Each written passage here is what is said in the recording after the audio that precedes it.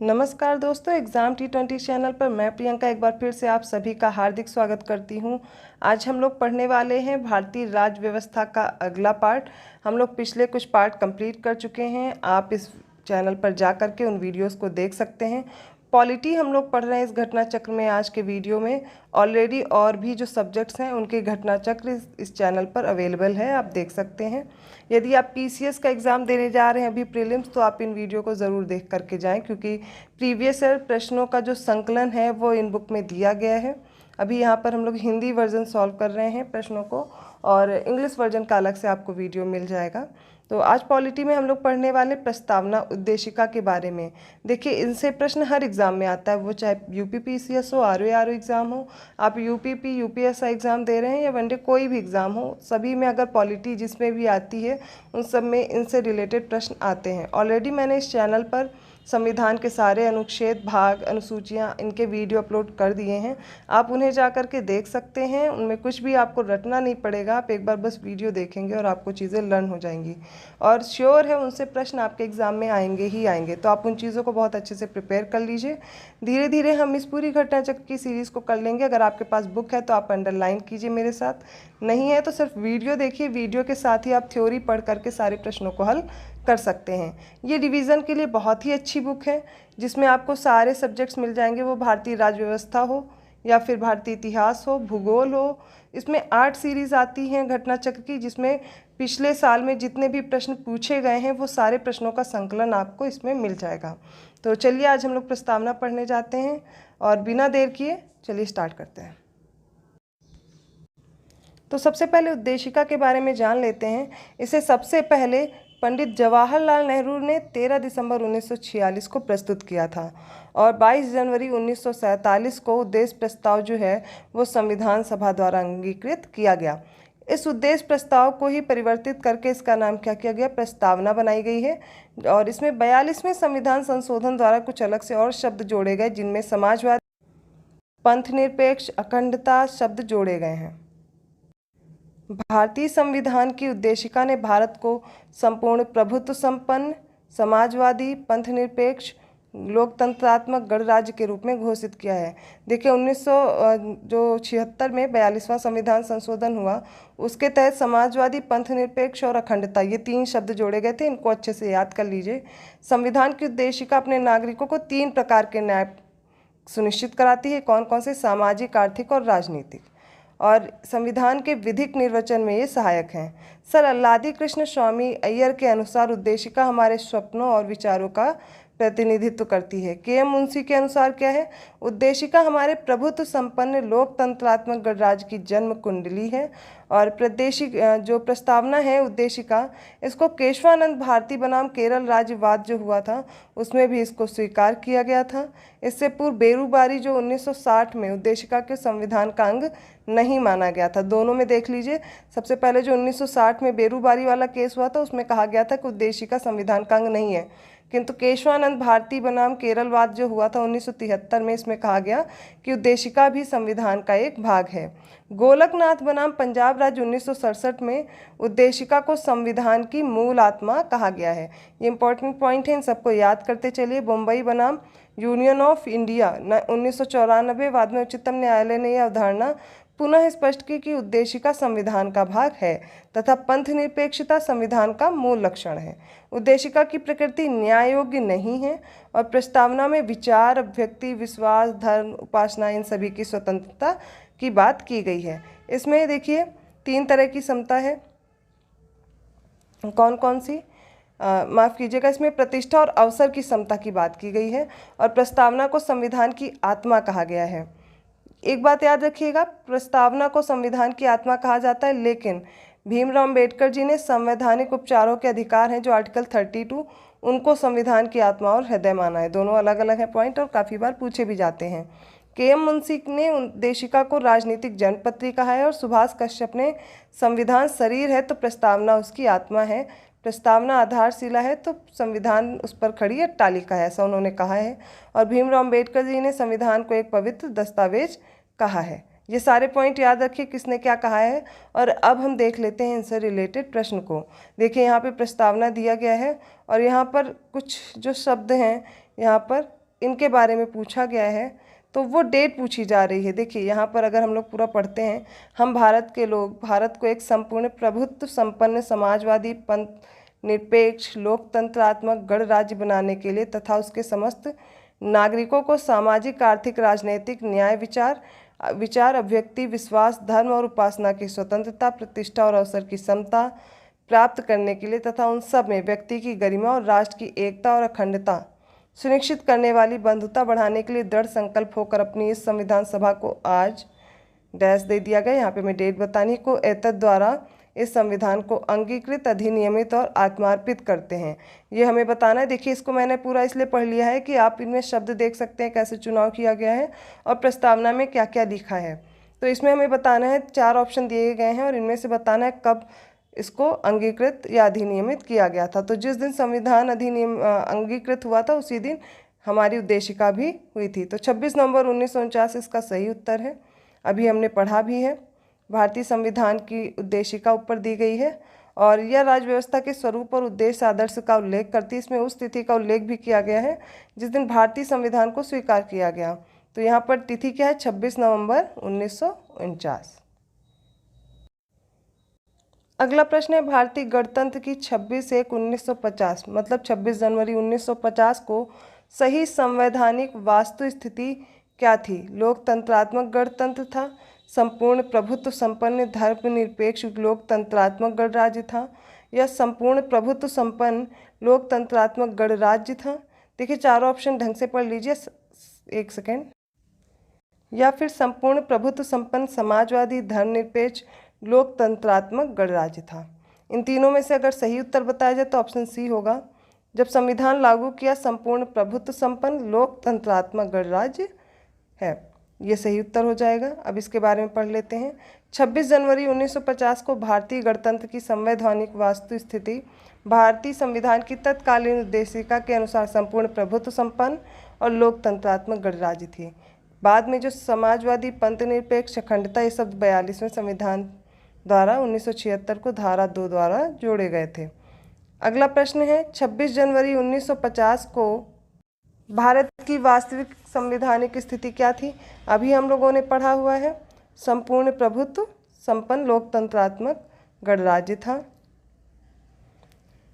अब हमें अगला प्रश्न बताना है, भारत के संविधान के निर्माताओं का मत निम्नलिखित में से किस में प्रतिबिंबित होता है? तो वह है उद्देशिका, क्योंकि उद्देशिका के बारे में पढ़ रहे हैं तो वही उत्तर होना चाहिए।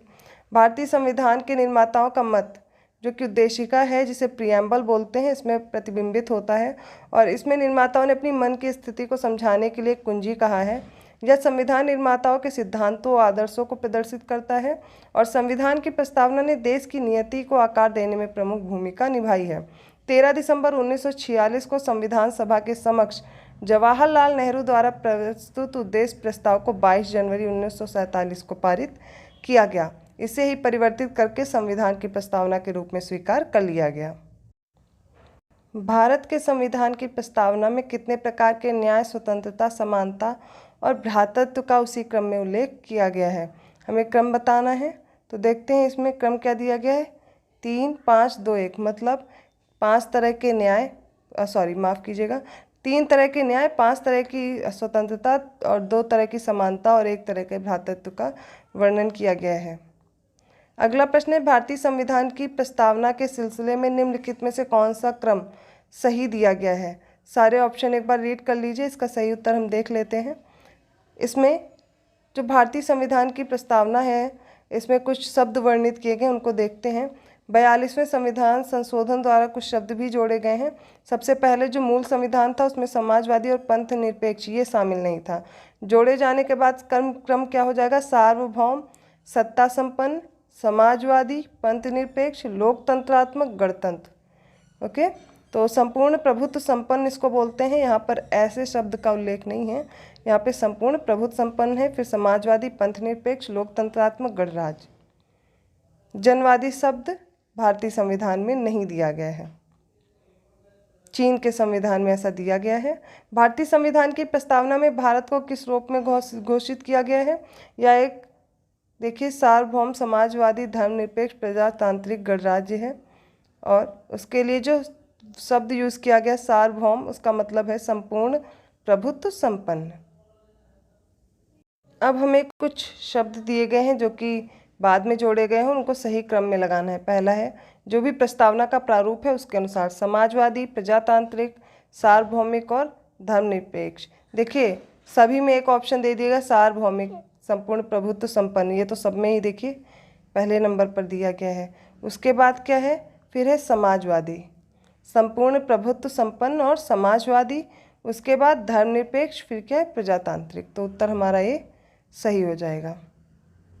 भारतीय संविधान की प्रस्तावना में समाजवादी शब्द कब जोड़ा गया? 42वां संविधान संशोधन 1976 द्वारा। कौन कौन से शब्द जोड़े गए? समाजवादी, पंथनिरपेक्ष और अखंडता, 3 शब्द जोड़े गए थे। सेम प्रश्न पूछा गया है और इसका सही उत्तर हो जाएगा समाजवाद एवं पंथनिरपेक्ष। भारतीय संविधान की प्रस्तावना में धर्मनिरपेक्ष व समाजवादी शब्द जोड़े गए 42वें संविधान संशोधन द्वारा। देखिए कितनी बार यह प्रश्न पूछा गया, इसलिए जितनी बार आ रहा है उतना ही इम्पोर्टेंट है। निम्नलिखित में से कौन सा भारत को धर्मनिरपेक्ष राज्य वर्णित करता है? ये कौन करता है? संविधान की प्रस्तावना ऐसा कहती है। निम्नलिखित शब्दों में से कौन सा शब्द 1975 में भारतीय संविधान की प्रस्तावना में सम्मिलित नहीं था? तो कौन सा शब्द था? अखंडता। समाजवादी, पंथनिरपेक्ष और अखंडता, है ना। अगला प्रश्न पूछा गया निम्न शब्दों में से कौन सा शब्द 42वें संविधान संशोधन द्वारा जोड़ा गया? समाजवाद, ग्राम स्वराज, पंथनिरपेक्षता, संपूर्ण प्रभुत्व संपन्न। देखिए समाजवाद और पंथनिरपेक्षता 42वें संविधान संशोधन द्वारा जोड़ा गया है। संविधान की उद्देशिका के संबंध में निम्नलिखित कथनों पर विचार कीजिए और बताना है कौन से स्टेटमेंट इनमें से सही है। फर्स्ट स्टेटमेंट है पंडित नेहरू द्वारा प्रस्तुत ऑब्जेक्टिव प्रस्ताव अंततोगत्वा उद्देशिका बना और इसकी प्रकृति जस्टिशिएबल नहीं है, न्याय योग्य नहीं, इसका संशोधन नहीं हो सकता और संविधान के विशिष्ट प्रावधानों को यह रद्द नहीं कर सकता। देखिए पहला, दूसरा और चौथा सही है, तीसरा गलत है, इसका भी संशोधन हो सकता है। चलिए जल्दी से इसके बारे में पढ़ लेते हैं। पंडित नेहरू द्वारा 13 दिसंबर 1946 को प्रस्तुत तथा संविधान सभा द्वारा 22 जनवरी 1947 को स्वीकृत ऑब्जेक्टिव प्रस्ताव ही अंततोगत्वा भारतीय संविधान की उद्देशिका बना था। प्रस्तावना का विधिक स्वरूप यह है कि इसे लागू नहीं किया जा सकता, अर्थात यह प्रकृति न्याय योग्य नहीं है। यद्यपि संविधान के विशिष्ट प्रावधानों को यह रद्द नहीं कर सकता, तथापि केशवानंद भारती मामले में सर्वोच्च न्यायालय के निर्णय के अनुसार संविधान की उद्देशिका का उपयोग संविधान के अस्पष्ट क्षेत्रों की व्याख्या करने में किया जा सकता है और उद्देशिका में संविधान संशोधन जो है वह संभव है। 42वें संविधान संशोधन 1976 द्वारा तभी इसमें संशोधन किया गया और समाजवादी, पंथनिरपेक्ष, अखंडता ये शब्द जोड़े गए थे। तो इसमें अब अगला जो स्टेटमेंट था उसको समझ लेते हैं। उद्देशिका संविधान के स्पष्ट प्रावधानों को रद्द नहीं कर सकती है, इसका उपयोग भ्रम को दूर करने में किया जाता है और उद्देशिका का उपयोग इस निष्कर्ष के समर्थन में किया जाता है कि संविधान के मूल ढांचे में कोई परिवर्तन नहीं किया जाएगा। अगला प्रश्न है संविधान की प्रस्तावना का विधिक स्वरूप क्या है? इसको लागू नहीं किया जा सकता, इसमें संशोधन किया जा सकता है या नहीं, यह हमें पूछा गया है और किया गया है तो कब किया गया है? ये है 42वां संविधान संशोधन। कई बार हम लोग इस प्रश्न को देख सकते हैं। समाजवादी शब्द भी 42वें संविधान संशोधन द्वारा जोड़ा गया था। सेम प्रश्न है, साथ में देखते चलिए। समाजवादी शब्द 42वें संविधान संशोधन द्वारा जोड़ा गया और कौन से शब्द पहले इसमें सम्मिलित नहीं थे? तो सबसे पहले इसमें हो जाएगा समाजवादी नहीं था, ठीक है, पंथनिरपेक्ष भी नहीं था और अखंडता नहीं था, गणराज्य था। तो ये 3 क्या हो जाएंगे? सही उत्तर इसका हो जाएगा ऑप्शन ए। अगला प्रश्न है पंथनिरपेक्ष शब्द कब जोड़ा गया? 42वें संविधान संशोधन द्वारा। फिर पूछा गया भारत के संविधान के आमुख लक्ष्य में उसके सभी नागरिकों के लिए सुनिश्चित करना है। क्या क्या करना है? सामाजिक तथ्य तथा आर्थिक न्याय, विचार तथा अभिव्यक्ति की स्वतंत्रता, अवसर की समानता और व्यक्ति की प्रतिष्ठा। इनमें से हमें बताना है कौन सा स्टेटमेंट बिल्कुल सही है। देखिए इसमें सारे ही सही हो जाएंगे। अगला प्रश्न देखते हैं। उससे पहले हम लोग इसमें देख लेते हैं, एक बार फिर से एक्सप्लेनेशन पढ़ते हैं। इसमें कितने प्रकार के न्याय हैं? सामाजिक, आर्थिक और राजनीतिक न्याय। अब जो स्वतंत्रता है वो देख लेते, विचार, अभिव्यक्ति, विश्वास, धर्म और उपासना की। प्रतिष्ठा और अवसर की समानता है, व्यक्ति की गरिमा को सुनिश्चित करना, ऐसा इसमें दिया गया है हमारी संविधान की प्रस्तावना में। नीचे 2 कथन दिए गए हैं, जिनमें से एक कथन को दूसरे कथन का कारण दिया गया है। देखिए, भारत एक संपूर्ण प्रभुत्व संपन्न समाजवादी धर्मनिरपेक्ष लोकतंत्रात्मक गणराज्य है। इसे 42वें संविधान संशोधन 1976 द्वारा संपूर्ण प्रभुत्व संपन्न लोकतंत्रात्मक गणराज्य के स्थान पर प्रतिस्थापित किया गया है। पहला कथन दिया गया और उसका कारण बताया गया है। इस प्रकार इसका पहला उत्तर सही हो जाएगा, ऑप्शन ए करेक्ट हो जाएगा। कथन सही है और कारण उसकी सही व्याख्या करता है। अगला प्रश्न है, भारत में लौकिक सार्वभौमिकता क्योंकि संविधान की प्रस्तावना आरंभ होती है। भारत में लौकिक सार्वभौमिकता है क्योंकि हम भारत के लोग शब्द इसमें जोड़ा गया है। हम भारत के लोग इस शब्द का जो प्रयोग है वो भारतीय संविधान में कहाँ किया गया है, तो संविधान की जो प्रस्तावना है उसमें किया गया है। नेक्स्ट है, सभी व्यक्ति पूर्णता और समान रूप से मानव हैं। यह सिद्धांत किस में दिया गया है, या जो सार्वभौमिकता है उसमें दिया गया है। भारत के संदर्भ में निम्नलिखित में से कौन धर्मनिरपेक्ष शब्द के भाव का सही व्याख्या करता है, यह हमें बताना है। तो भारत में राज्य का कोई धर्म नहीं है, ऐसा धर्मनिरपेक्ष के द्वारा कहा गया है। नेक्स्ट है, निम्नलिखित में से कौन सा शब्द भारतीय संविधान की प्रस्तावना में उल्लिखित नहीं है। तो देखिए, इसमें से संघीय शब्द नहीं है। यहाँ पर क्या क्या शामिल है बाकी देख लीजिए। संपूर्ण प्रभुत्व संपन्न है, समाजवादी है, पंथ निरपेक्ष लोकतंत्रात्मक गणराज्य, न्याय, स्वतंत्रता, समता, बंधुता है, किंतु संघीय शब्द का प्रयोग यहाँ पर नहीं किया गया है। संघीय शब्द का कहाँ पर प्रयोग किया गया, संघ का अनुच्छेद 1 में किया गया है। निम्नलिखित में से कौन सा भारत के संविधान की उद्देशिका में नहीं है, तो आप देख लीजिए, लोक कल्याण नहीं है, बाकी पंथ निरपेक्षता है, समाजवादी है और प्रभुता संपन्न भी है। देखिए, भारतीय संविधान की प्रस्तावना में बताना कौन सी स्वतंत्रता का वर्णन नहीं है। तो यहाँ पर आर्थिक स्वतंत्रता नहीं है, विचार की अभिव्यक्ति की स्वतंत्रता दी गई है, विचार प्रकट करने की भी है और विश्वास की स्वतंत्रता भी दी गई है।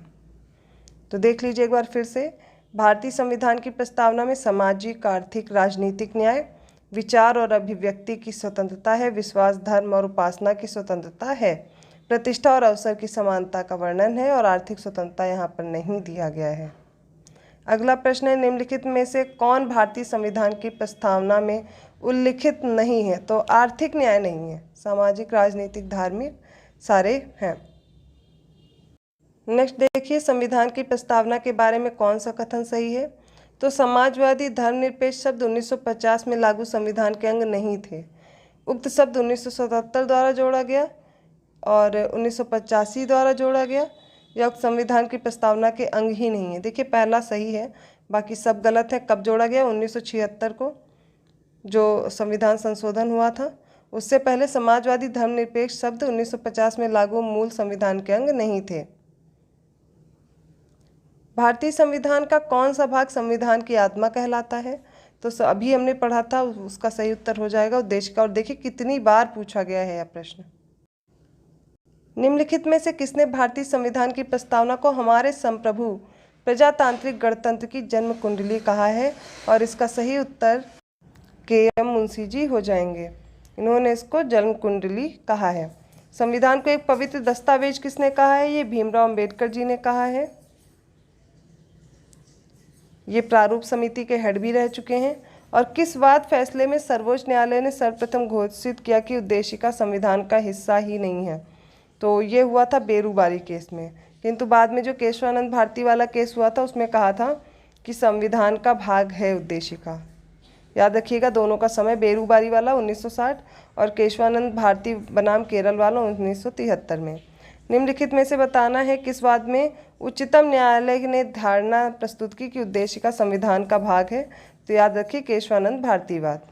अगला प्रश्न है, निम्नलिखित विवादों में से किसमें सर्वोच्च न्यायालय ने प्रस्तावना को भारतीय संविधान की मौलिक संरचना का भाग स्वीकार किया है। केशवानंद भारतीवाद, इसको याद रखिए। केशवानंद भारती बनाम केरल राज्य 1973 के मामले में सर्वोच्च न्यायालय ने प्रस्तावना को भारतीय संविधान की मौलिक संरचना का भाग स्वीकार किया और सर्वोच्च न्यायालय के शब्दों में हमारे संविधान का प्रसाद उद्देशिका में वर्णित बुनियादी तत्वों पर खड़ा है। यदि इनमें से किसी भी तत्व को हटा दिया जाए तो सारा ढांचा ही ढह जाएगा, अर्थात संविधान वही नहीं रह जाएगा, अर्थात अपना व्यक्तित्व व पहचान खो देगा, ऐसा इसमें वर्णन किया गया है। अगला प्रश्न है, भारतीय संविधान की प्रस्तावना जिन आदर्शों एवं उद्देश्यों की रूपरेखा दी गई है उनकी व्याख्या की गई है किसमें? संविधान के किस भाग में की गई? मूल अधिकार के अध्याय में, राज्य के नीति निर्देशक सिद्धांत में, या मूल अधिकारों, राज्य के नीति निर्देशक सिद्धांतों एवं मौलिक कर्तव्यों के अध्याय में, या फिर संविधान के पाठ में कहीं भी नहीं?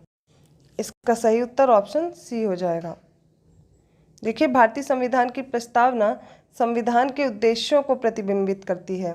इसका मुख्य उद्देश्य भारतीय जनता को सामाजिक, आर्थिक, राजनीतिक न्याय, विचार, अभिव्यक्ति, विश्वास, धर्म और उपासना की स्वतंत्रता, प्रतिष्ठा और अवसर की समानता कराना, और ये सब मूल अधिकार में इनका वर्णन किया गया है। व्यक्ति का उत्कर्ष कहीं संपूर्ण राष्ट्र के उत्कर्ष में बाधक न बन जाए, इसलिए संविधान में बंधुत्व की भावना पर भी बल दिया गया है। इस प्रकार प्रस्तावना में जिन आदर्शों एवं उद्देश्यों की रूपरेखा दी गई है उनकी व्याख्या आगे मूल अधिकारों, राज्य के नीति निर्देशक तत्व और मौलिक कर्तव्य के अध्याय में की गई है। नेक्स्ट है, निम्नलिखित में से कौन एक भारतीय संविधान के उद्देश्यों को प्रतिबिंबित करता है? संविधान की प्रस्तावना। और भारत के संविधान की उद्देशिका में कितने प्रकार के न्याय दिए गए हैं? तो देखिए, 3 प्रकार के न्याय हैं और 5 तरह की स्वतंत्रता दी गई है। देखिए, भारत के संविधान की उद्देशिका में 3 प्रकार के न्याय की व्यवस्था की गई, सामाजिक, आर्थिक, राजनीतिक। और सामाजिक न्याय से तात्पर्य है प्रत्येक नागरिक के साथ जाति, रंग, धर्म, लिंग के आधार पर बिना कोई भेदभाव के समान व्यवहार किया जाएगा। आर्थिक न्याय से तात्पर्य आर्थिक आधार पर किसी के साथ भेदभाव न होना। और राजनीतिक न्याय का अर्थ है प्रत्येक नागरिक को सम्मान और समान राजनीतिक अधिकार प्राप्त होंगे। आगे देखते हैं, भारतीय संविधान की प्रस्तावना में इनमें सभी नागरिकों को कौन सा न्याय प्रदान करने की व्यवस्था की गई है? तो सामाजिक, आर्थिक और राजनीतिक। अगला प्रश्न है, भारत के संविधान के उद्देश्यों में से एक के रूप में आर्थिक न्याय का किसमें उपबंध किया गया है? तो आर्थिक न्याय का उद्देशिका और राज्य के नीति निर्देशक तत्व में किया गया है, क्योंकि मौलिक अधिकार में आर्थिक न्याय नहीं है, क्योंकि जो पहले हमारे जो मौलिक अधिकार होते थे वो 7 थे, अब कितने रह गए? 6। जो संपत्ति का अधिकार है अब वह मूल अधिकार नहीं है। भारत के संविधान की उद्देशिका के बारे में पूछा गया, भाग है किंतु विधिक प्रभाव नहीं रखती, या संविधान का भाग है कोई विधिक प्रभाव भी नहीं रखती, या संविधान का भाग है और वैसा ही विधिक प्रभाव रखती जैसा कि उसका कोई अन्य भाग, या संविधान का भाग है किंतु उसके अन्य भागों से स्वतंत्र होकर उसका कोई विधिक प्रभाव नहीं है। तो इसमें आंसर डी राइट हो जाएगा। केशवानंद भारती बनाम केरल राज्यवाद 1973 में सर्वोच्च न्यायालय की बृहद संविधान पीठ ने यह निर्णय दिया था कि उद्देशिका संविधान का भाग है। और जो बेरूबारी यूनियन 1960 के ये प्रकरण में निर्णय दिया था कि उद्देशिका भारत के संविधान का भाग नहीं, किंतु उसको उलट दिया था 1973 में। तथा संविधान के अन्य भागों के निर्वचन में इसकी सहायता ली जा सकती है, किंतु अन्य भाग से या बिल्कुल स्वतंत्र होकर इसका कोई विधिक प्रभाव नहीं है। अगला प्रश्न है, संविधान में दिया गया आमुख न्यायालय में लागू नहीं है, महत्वपूर्ण और उसकी उपयोगिता है, शासन करने के उद्देश्यों को लिखित करता है, और संविधान के कानूनी अर्थ निर्णय लेने में सहायता करता है। और हमें बताना है सही स्टेटमेंट कौन से हैं। देखिए, शासन करने के उद्देश्यों को उल्लिखित करता है और संविधान के कानूनी अर्थ निर्णय लेने में भी सहायता करता है। देखिए, ये महत्वपूर्ण तो है किंतु संविधान में इसकी इतनी उपयोगिता नहीं है। इसके आधार पर क्या होता है, न्याय दिया जा सकता है, इसकी सहायता ली जा सकती है, और यह न्यायालय में लागू भी नहीं है, ऐसा भी नहीं है कि इसकी सहायता ली जाती है। तो देख लेते हैं इसका सही एक्सप्लेनेशन क्या दिया गया है। भारतीय संविधान के आमुख को ही उद्देशिका कहा जाता है, और इसमें जो चारों कथन है वह सत्य हैं, किंतु सही विकल्प अगर चुनना हो तो क्या चुनेंगे? इसलिए हम उस विकल्प का चयन करेंगे जिसमें कथन ज़्यादा शामिल हो। और कौन कौन से हैं? वैसे तो चारों इसमें सही दिए जा रहे हैं, अब डिपेंड करेगा कौन सा स्टेटमेंट सही माना जाता है। यहाँ पर हैं तो चारों सही, किंतु ये 3 और 4 बहुत अच्छे से इसकी व्याख्या करते हैं। अब ये प्रश्न है, निम्नलिखित में से कौन सही है? सामाजिक समानता संविधान में प्रत्याभूत नहीं है, देश में सामाजिक समानता पहले से ही विद्यमान थी, या फिर सामाजिक समानता संविधान में प्रत्याभूत है, या उपयुक्त में से कोई नहीं। ऑप्शन सी करेक्ट है। संविधान के अनुच्छेद 14 से 18 के तहत समानता का अधिकार, विभिन्न प्रावधानों के तहत सामाजिक समानता इसमें प्रत्याभूत की गई है, और संविधान की प्रस्तावना में भी सामाजिक न्याय प्राप्त कराने की बात कही गई है। तो यहाँ तक हमने संविधान की प्रस्तावना पढ़ ली है और अब हम पढ़ने जा रहे हैं शासन प्रणाली के बारे में। चलिए स्टार्ट करते हैं। सबसे पहले जान लेते हैं राजतंत्र क्या है। यह शासन का प्राचीनतम रूप है जिसमें शासन की शक्ति केवल एक ही व्यक्ति के पास होती थी। वह राजमुकुट धारण करता था, आनुवंशिक उत्तराधिकार होता था, जैसे वो रहा तो उसका आगे उसका ही पुत्र शासन करेगा। कुलीन तंत्र देखते हैं क्या इसमें अरिस्टोक्रेसी का इसे कहा जाता है। यह शासन का वह रूप है जिसमें राजनीतिक सत्ता थोड़े से लोगों में निहित होती है तथा वही इसका प्रयोग करते हैं। तानाशाही क्या है, इसमें डिक्टेटरशिप भी इसको कह रहे हैं या अधिनायक तंत्र कहते हैं। यह शासन का वह रूप है जिसमें एक ही व्यक्ति निरंकुश शासन होता है और अपने बल प्रयोग के माध्यम से वह अपने पद पर आसीन होता है और किसी के भी प्रति वह उत्तरदायी नहीं होता। प्रजातंत्र देख लेते हैं। वर्तमान समय में शासन का सबसे अधिक लोकप्रिय रूप डेमोक्रेसी है। प्रजातंत्र वहाँ विद्यमान होता है जहाँ जनता में सत्ता निहित होती है, अर्थात जनता को संप्रभुता प्राप्त होती है। प्रजातांत्रिक या लोकतांत्रिक शासन प्रणाली है, इसमें प्रमुख क्या है, जैसे संघात्मक शासन हो गया या फिर एकात्मक शासन। इन शासन प्रणालियों को व्यवहारतः संसदीय शासन व्यवस्था तथा अध्यक्षीय शासन व्यवस्था के रूप में जाना जाता है। राज्य के महत्वपूर्ण तत्व देख लीजिए क्या क्या है। संप्रभुता, जनसंख्या, भूभाग तथा सरकार या सत्ता। किसी भी राज्य का अनिवार्य तत्व संप्रभुता होती है, इसके बिना कोई भी राज्य की श्रेणी में नहीं आता। वर्ष 1947 के पहले एक राज्य के रूप में हमारा देश संप्रभु नहीं था, क्योंकि उस समय भारत पर भारत की जनता का शासन नहीं था, ब्रिटिश क्राउन का शासन था यहाँ पर। और भारतीय संविधान के अनुसार देश में संसदीय शासन प्रणाली को अपनाया गया है, जिसमें जनता द्वारा चुने हुए प्रतिनिधि ही शासन है उसका संचालन करते हैं। संसदीय शासन प्रणाली को मंत्रिमंडलीय शासन प्रणाली भी कहा जाता है। इस प्रणाली में संसद विधि द्वारा निर्माण की सर्वोच्च संस्था होती है और कार्यपालिका अपने समस्त कृत्यों के लिए संसद के प्रति जवाबदेह होती है। संसदीय शासन प्रणाली में कार्यपालिका का अस्तित्व विधायिका में उसके विश्वास प्राप्ति बहुमत तक रहता है। भारत की राजनीतिक व्यवस्था में संपूर्ण सत्ता को केंद्र एवं राज्यों में संवैधानिक रूप से बांटा गया है। यहाँ सर्वोच्च सत्ता जनता में निहित होती है और भारतीय प्रशासनिक राजनीतिक व्यवस्था विशुद्ध रूप में एक लोकतांत्रिक गणतंत्र है। अध्यक्षात्मक शासन प्रणाली, जिसे हम राष्ट्रपतीय शासन प्रणाली के नाम से भी जानते हैं, इसमें समस्त कार्यपालिका शक्ति वास्तविक रूप से राष्ट्रपति में निहित होती है। और अध्यक्षात्मक जो शासन प्रणाली है, इसका सर्वोत्तम उदाहरण अमेरिका की राजनीतिक प्रशासनिक व्यवस्था है। इसमें होता क्या, विधायिका को भंग नहीं कर सकते। अध्यक्षात्मक शासन में सत्ता केंद्रीकृत होती है और राष्ट्रपति ही कार्यपालिका का प्रमुख होता है।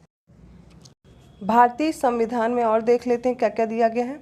इसमें जो राष्ट्रपति का चुनाव है वह अपने मंत्रियों के चुनाव में स्वतंत्र होता है और मंत्रियों के चयन में व्यवस्थापिका की भूमिका केवल नाम मात्र की होती है। और भारतीय संविधान की प्रस्तावना में जो प्रयुक्त वाक्य है, हम भारत के लोग, यह स्पष्ट करता है कि भारत में सत्ता एकमात्र स्रोत उसका कौन है, जनता है। जो प्रतिनिधि हैं वो निर्वाचन उनका कैसे होता है, सत्ता संचालन हेतु होता है और जनता द्वारा किया जाता है। अतः भारतीय लोकतंत्र में जनप्रतिनिधियों को जनता के सेवक का दर्जा प्राप्त होता है। भारतीय संविधान में संघ एवं राज्यों की शक्तियों को संविधान में स्पष्टता विभाजित किया गया है, इसलिए भारतीय संविधान को परिसंघीय भी कहा जाता है। ब्रिटिश संसद को संसदों की जननी कहा जाता है। ब्रिटेन में परंपराओं के अनुरूप आवश्यक कानून बनाते हुए प्रशासनिक व्यवस्था का संचालन किया गया, क्योंकि ब्रिटेन में लिखित संविधान का अस्तित्व नहीं है। किंतु भारत संविधान में एकात्मक शासन के प्रमुख लक्षणों में राज्यपाल का पद है, अखिल भारतीय सेवाएं हैं, एकल नागरिकता है, आपातकालीन प्रावधान है, राज्यसभा में असमान प्रतिनिधित्व भी शामिल है। भारत एक गणतंत्र है और इसका आशय है भारतीय राजनीतिक प्रशासनिक व्यवस्था के सर्वोच्च पद पर राष्ट्रपति है और वो निर्वाचित व्यक्ति वही आसीन होता है इस पद पर। राष्ट्रपति सर्वोच्च पद है यहाँ पर। और भारतीय संविधान में संघात्मक और एकात्मक दोनों व्यवस्थाओं के तत्व पाए जाते हैं। मूलतः संघात्मक आप देखेंगे, केसी बीयर ने भारत को अर्ध संघात्मक राज्य कहा और जी ऑस्टिन ने क्या कहा है, भारतीय संघवाद को सहकारी संघवाद। भारतीय संविधान अधिक कठोर तथा अधिक लचीले के मध्य एक संतुलन स्थापित करता है, ना तो कठोर ही है ना अत्यंत लचीला है। आगे देखते हैं, यह भारतीय संविधान अधिक कठोर तथा अधिक लचीले के मध्य संतुलन स्थापित करता है। ये किसने कहा, केसी बीयर ने। और भीमराव अम्बेडकर जी ने क्या कहा, संविधान को संघात्मकता के तंग ढांचे में नहीं ढाला गया है। तो ये कुछ तथ्य दिए गए शासन प्रणाली के आधार पर और इनसे रिलेटेड प्रश्न देख लेते हैं। सबसे पहले दिया गया है, निम्नलिखित में से कौन सा राज्य शब्द को सर्वोत्तम रूप से परिभाषित करता है। व्यक्तियों का एक समुदाय जो बिना किसी बाह्य नियंत्रण एक निश्चित भूभाग में स्थायी रूप से निवास करता है और जिसकी एक संगठित सरकार है। या फिर एक निश्चित भूभाग के राजनैतिक रूप से संगठित लोग जो स्वयं शासन करने, कानून एवं व्यवस्था को बनाए रखने, अपने नैसर्गिक अधिकारों की रक्षा करने तथा अपनी जीविका के साधनों को सुरक्षित रखने का अधिकार रखते हैं। सी ऑप्शन है बहुत से व्यक्ति जो एक निश्चित भूभाग में बहुत लंबे समय से अपनी संस्कृति, परंपरा, शासन व्यवस्था के साथ रहते आए हैं। या फिर एक निश्चित भूभाग में स्थायी रूप से रह रहा समाज जिसकी एक केंद्रीय प्राधिकारी तथा केंद्रीय प्राधिकारी के प्रति उत्तरदायी कार्यपालिका और एक स्वतंत्र न्यायपालिका। इसका सही उत्तर ये हो जाएगा। चलिए देख लेते हैं। राज्य शब्द एक राजनीतिक संस्था या संगठन को संदर्भित करता है और इसका तात्पर्य क्या है? निश्चित भूभाग में स्थायी रूप से निवासित संप्रभु व्यक्तियों का समुदाय जिसकी एक संगठित सरकार हो तथा वह अपने आंतरिक और वैदेशिक मामले संदर्भ में बाह्य नियंत्रण से मुक्त हो।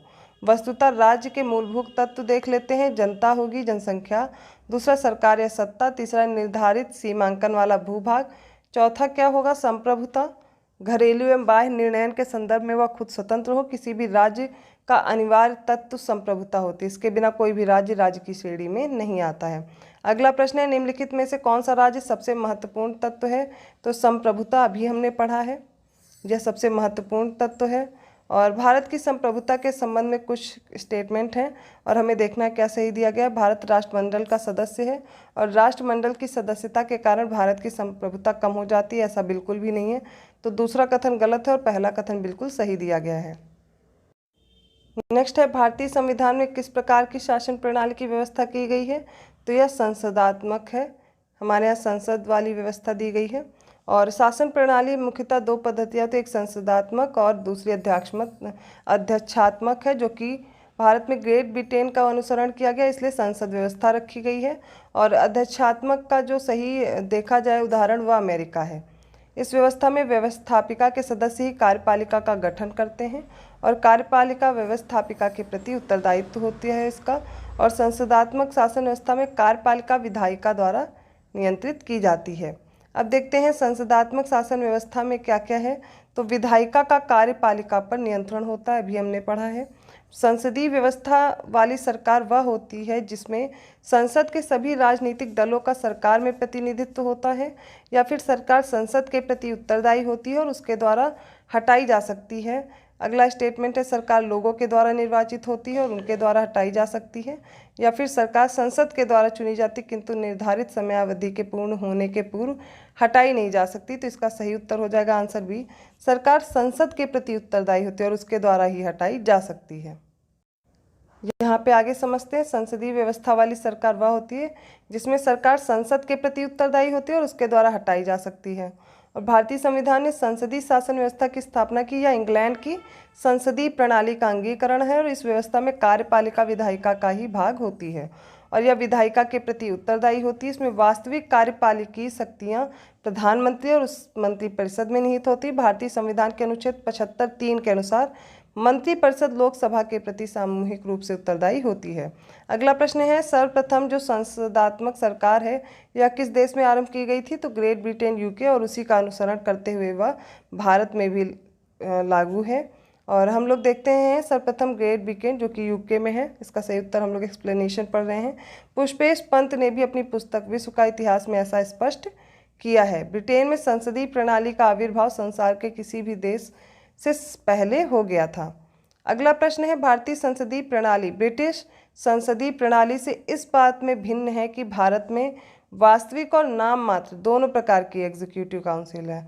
सामूहिक उत्तरदायित्व की प्रणाली है या द्विसदनीय विधायिका या न्यायिक पुनर्विलोकन की प्रणाली यहाँ पर है? तो इसका उत्तर डी हो जाएगा। हमारे यहाँ क्या है, जुडिशियल रिव्यू की प्रणाली भी है।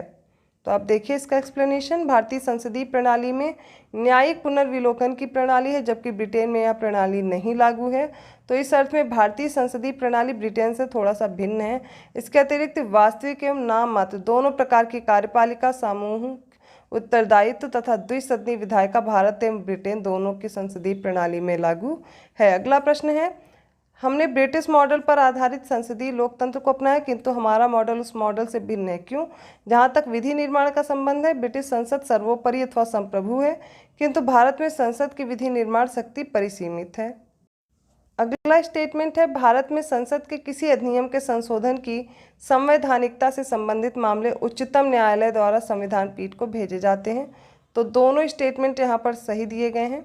ब्रिटिश मॉडल पर आधारित लोकतांत्रिक व्यवस्था जो कि संसदीय संप्रभुता है, इस सिद्धांत को अपनाया गया है और वहाँ संसद की सर्वोच्च विधि प्राधिकारी जो कि किसी विधि का सृजन या किसी विधि का समापन कर सकती है। दूसरी ओर भारतीय मॉडल में संवैधानिक सरकार की व्यवस्था जिसके तहत संसद की विधि निर्माण की शक्ति लिखित संविधान द्वारा परिसीमित है। इसमें हम लोग देख सकते हैं केशवानंद भारतीवाद में दिए गए ऐतिहासिक निर्णय में उच्चतम न्यायालय ने यद्यपि संसद की संविधान में संशोधन की शक्ति को स्वीकार किया, तथापि यह भी निर्धारित किया कि संविधान की मूल संरचना या सांचे ढांचे में परिवर्तन करने वाला कोई संशोधन संसद द्वारा नहीं किया जा सकता। तो इस प्रकार पहला कथन सही हो जाएगा। कथन दूसरा कैसे सही है? क्योंकि भारत में संसद के किसी भी अधिनियम के संशोधन की संवैधानिकता से संबंधित मामले उच्चतम न्यायालय द्वारा संविधान के अनुच्छेद 145(3) के तहत गठित की जाने वाली संविधान पीठ को भेजे जाते हैं। अब अनुच्छेद 145(3) में देखते हैं, प्रावधान है कि जिस मामले में संविधान के निर्वचन के बारे में विधि का कोई सारवान प्रश्न अंतर्वलित है, उसका विनिश्चय करने के प्रयोजन के लिए बैठने वाले न्यायाधीशों की संख्या न्यूनतम कितनी होगी? 5 होगी। इसे ही संविधान पीठ के रूप में अभिहित किया गया है। अगला प्रश्न है, निम्नलिखित में से कौन सी भारतीय संविधान की विशेषता नहीं है? हमें यह बताना है। संसदात्मक सरकार, अध्यक्षात्मक सरकार, स्वतंत्र न्यायपालिका या संघात्मक सरकार? तो अध्यक्षात्मक सरकार हमारे यहाँ नहीं है, बाकी सब कुछ है। सारी शासन प्रणाली देखी जा सकती है। और देखते हैं भारतीय राजनीतिक पद्धति के बारे में निम्नलिखित में से कौन सा सही नहीं है? धर्मनिरपेक्ष राज्य, संसदीय पद्धति की सरकार, संघीय सरकार, राष्ट्रपति पद्धति की सरकार हमारे यहाँ नहीं है, हमारे यहाँ संसदीय व्यवस्था है। भारत में संसदीय प्रणाली की सरकार है क्योंकि लोकसभा जनता द्वारा प्रत्यक्ष रूप से निर्वाचित होती है, या संसद संविधान का संशोधन कर सकती है, या राज्यसभा को भंग नहीं किया जा सकता है, मंत्रिपरिषद को लोकसभा के प्रति उत्तरदायी है, और यही इसका सही उत्तर हो जाएगा। एक्सप्लेनेशन देखते हैं, भारत में संसदीय प्रणाली की सरकार है क्योंकि मंत्रिपरिषद लोकसभा के प्रति उत्तरदायी है, ऐसा अनुच्छेद 75 के 3 में दिया गया है। संसदीय शासन प्रणाली को मंत्रिमंडलीय व्यवस्था भी कहा जाता है, और इस शासन व्यवस्था में संसद विधि निर्माण की सर्वोच्च संस्था होती है तथा कार्यपालिका अपने सभी कार्यों के लिए संसद के प्रति उत्तरदायी होती है। कार्यपालिका के सदस्य संसद के सदस्य होते हैं, और कार्यपालिका तभी सत्तारूढ़ या कार्यरत रहती है जब तक उसे संसद का विश्वास प्राप्त नहीं रहता। माफ़ कीजिएगा, जब तक उसे संसद का यानी लोकसभा का विश्वास प्राप्त रहता है। अगला प्रश्न है, संसदीय स्वरूप के शासन का प्रमुख लाभ यह है कि कार्यपालिका और विधानमंडल दोनों स्वतंत्र रूप से कार्य करते हैं। दूसरा स्टेटमेंट है, यह नीति को निरंतरता प्रदान करता है और यह अधिक दक्ष है। कार्यपालिका विधानमंडल के प्रति उत्तरदायी बनी रहती है और सरकार के अध्यक्ष को निर्वाचन के बिना नहीं बदला जा सकता। इसका सही उत्तर सी दिया गया है। आइए एक्सप्लेनेशन देखते हैं, जो ऊपर दिया गया था उसी के अनुसार उत्तर दिया गया। अगला प्रश्न है, भारत के संदर्भ में संसदीय प्रणाली में निम्नलिखित में से कौन सा सिद्धांत संस्थागत रूप से निहित है? हमें बताना है, और इसमें हमें 3 स्टेटमेंट दिए गए हैं, पहचानना है। पहला है, मंत्रिमंडल के सदस्य संसद के सदस्य होते हैं। जब तक मंत्रियों को संसद का विश्वास प्राप्त रहता है तब तक ही वे अपने पद पर बने रहते हैं। राज्य का अध्यक्ष ही मंत्रिमंडल का अध्यक्ष होता है, ऐसा बोला गया है। और बताना है कौन सा स्टेटमेंट सही। देखिए, इसमें पहला और दूसरा सही है, किंतु तीसरा स्टेटमेंट गलत दिया गया है। देखिए, आर्टिकल 75 के 5 में उल्लेख भी है कि मंत्री बिना संसद सदस्य बने 6 माह से अधिक अपने पद पर नहीं रहेगा। अर्थात मंत्रिमंडल के सदस्य संसद के सदस्य होते हैं और मंत्रिमंडल सामूहिक रूप से लोकसभा के प्रति उत्तरदायी होगी। अनुच्छेद 75(3) इसमें दिया गया है, इसलिए क्योंकि लोकसभा संसद का भाग है। भारत में राज्य राष्ट्र का अध्यक्ष राष्ट्रपति होता है, जबकि मंत्रिमंडल की अध्यक्षता कौन करता है? प्रधानमंत्री।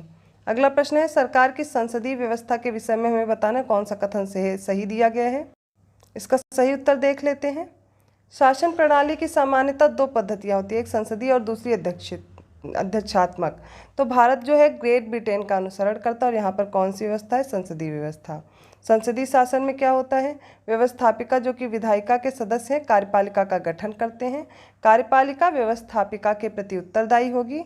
और यह जो संसद व्यवस्था है, संसदीय शासन व्यवस्था, इसमें कार्यपालिका विधायिका द्वारा नियंत्रित होती तथा न्यायपालिका कार्यपालिका में विधायिका के कार्यों की न्यायिक समीक्षा भी कर सकती। राष्ट्रपति न्यायपालिका के प्रति जवाबदेह नहीं होता है। यहाँ तक हमने इस वीडियो को कंप्लीट किया है, कुछ प्रश्नों को भी सॉल्व किया है। अगले प्रश्नों को, जो आगे के प्रश्न हैं, उनको सॉल्व करने के लिए आप नेक्स्ट वीडियो देख सकते हैं। और इससे पहले जो आपको पढ़ना है वो पिछले वीडियोस यहाँ पर अवेलेबल हैं। अगर वीडियो अच्छा लगा तो लाइक कीजिए और लोगों को भी शेयर कीजिए जो इसकी प्रिपरेशन कर रहे हैं और जिन्हें इन वीडियो की ज़रूरत है। अगर आप चाहें तो कमेंट करके हमें और भी सुझाव बता सकते हैं। चैनल को सब्सक्राइब कीजिए। धन्यवाद।